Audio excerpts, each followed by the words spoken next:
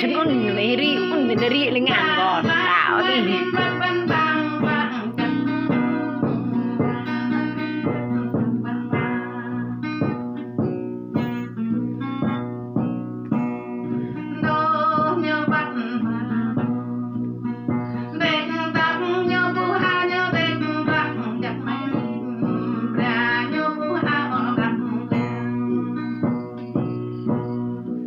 Hãy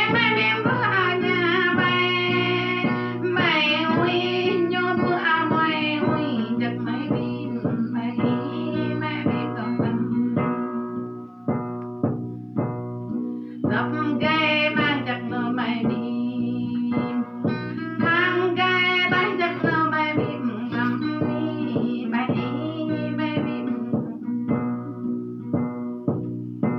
kênh Ghiền Mì Gõ để không bỏ lỡ